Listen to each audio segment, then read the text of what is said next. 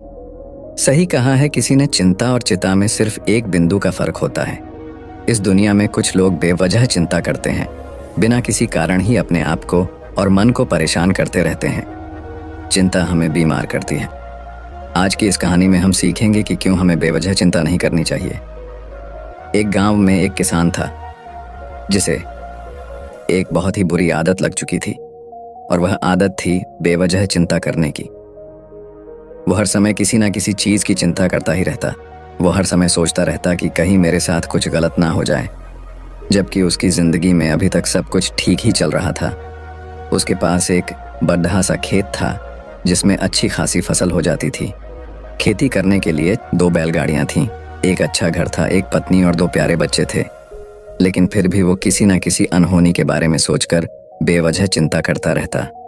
कभी सोचता कि अगर मेरी फसल में कीड़े लग गई तो क्या होगा, अगर आवारा पशुओं ने फसल को बर्बाद कर दिया तो क्या होगा, अगर सूखा पड़ गया या अत्यधिक बारिश हो गई तो मेरी फसल खराब हो जाएगी। ऐसे ही वो भविष्य की अन्य बातों के बारे में सोचकर बेवजह चिंता में डूब रहा था। जैसे कि कहीं खेती के समय मेरे बैल बीमार ना पड़ जाए, मेरे बच्चों का भविष्य कैसा होगा, कहीं बुढ़ापे में मुझे कोई बड़ी बीमारी ना हो जाए, मेरे बच्चे बुढ़ापे में मेरा ख्याल रखेंगे भी या नहीं, वगैरह वगैरह। अपनी इस लगातार बेमतलब चिंता करने की आदत की वजह से वो आसान और परेशानी नहीं लगता था, और अब उसका किसी भी काम में मन भी नहीं लगता था। उसकी पत्नी ने भी इस बात को अनुभव किया कि उसे बिना मतलब चिंता करने की आदत पड़ चुकी है। उसने उसे कई बार समझाने की कोशिश भी की, तुम बेवजह चिंता करना छोड़ दो, लेकिन उसके समझाने का कोई मतलब नहीं रहा।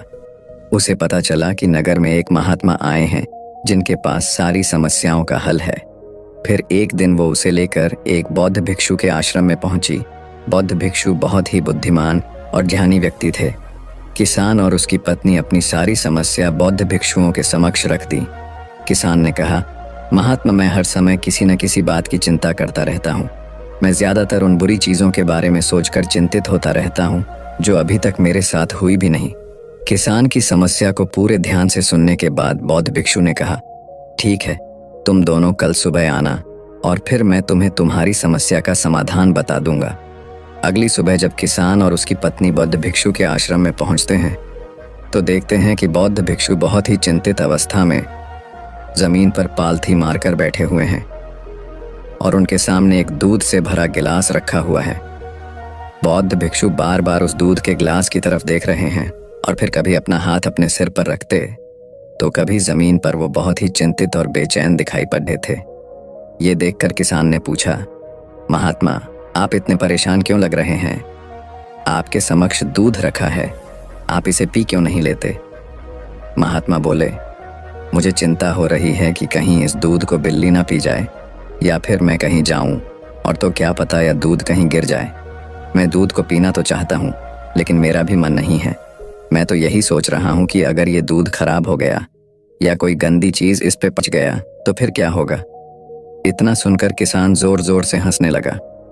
किसान ने हंसते हुए कहा, इसमें इतनी चिंता करने वाली कौन सी बात है? ये दूध ही तो है। अगर इसे बिल्ली ने गिरा दिया या ये खराब हो गया या फिर किसी ने इसे पी लिया तो क्या हो गया? ये आपको दोबारा मिल जाएगा और वैसे भी आपका चिंता करना व्यर्थ है, क्योंकि ना तो अभी इसे बिल्ली ने गिराया है, ना ही खराब हुआ है और ना ही अभी इसे किसी ने पिया है, और हो सकता है कि भविष्य में ऐसा हो भी ना।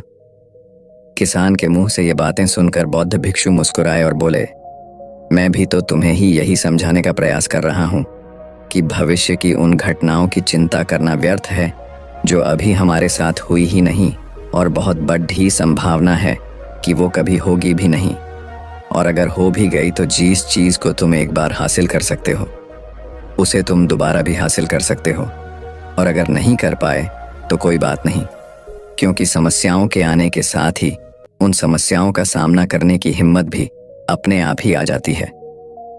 ये बातें सुनने के बाद किसान को लगा जैसे किसी ने उसके गाल पर एक थप्पड़ मारकर उसे नींद से जगा दिया हो।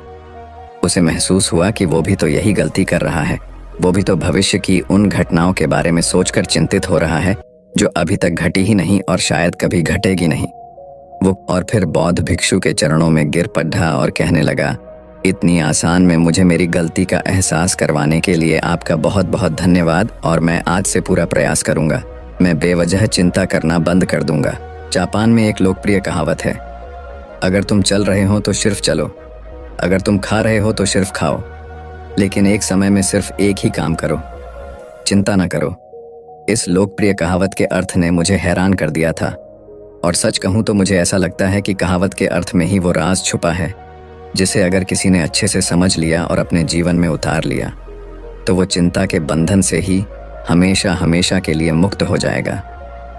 इस कहावत के अर्थ के बारे में हम आगे बात करेंगे, लेकिन उससे पहले देखते हैं कि हमारे दिमाग में इस तरह के विचार ज़्यादा चल रहे होते हैं।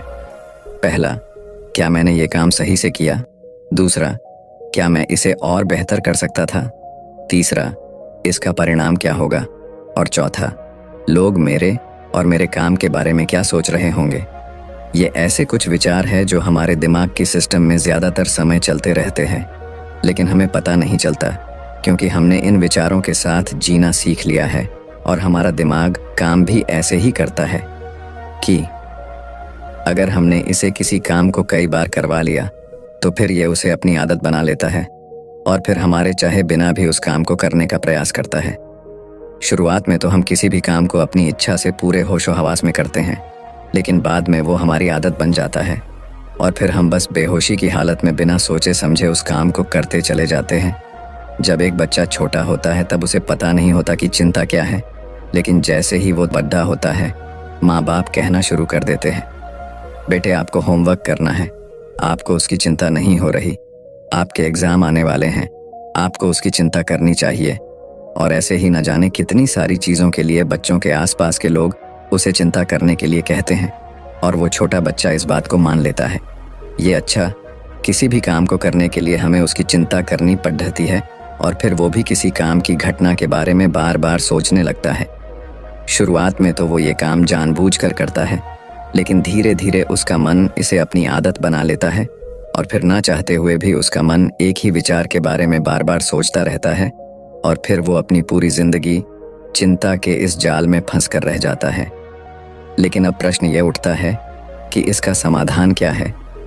तो इसका समाधान है ऊपर बताई गई जिन कहावत का अर्थ यानी जागरूकता। हमें अपने विचारों के प्रति जागरूक होना पड़ेगा। हमें थोड़ी देर रुककर इस बात पर ध्यान देना होगा कि कहीं हम ना चाहते हुए भी एक ही घटना के बारे में तो बार बार नहीं सोच रहे हैं। हमें पूरी जागरूकता के साथ ये देखने का प्रयास करना होगा कि पूरे दिन हमारे अंदर इस तरह के विचार उठते रहते हैं। अब आप पूछ सकते हैं, केवल जागरूकता क्या करेगी? मैं कहता हूँ यह काफ़ी है।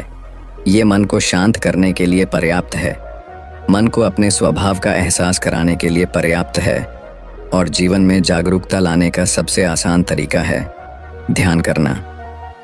ध्यान करने के दौरान अपने विचारों पर ध्यान देना, और जब आप पूरी जागरूकता के साथ अपने विचारों पर ध्यान देना शुरू कर देंगे तब आप पाएंगे कि आपके मन में चलने वाले गैर ज़रूरी विचार एक एक करके अपने आप ही गायब होना शुरू हो जाएंगे और फिर आप एक आनंदित और शांत जीवन अनुभव कर पाएंगे।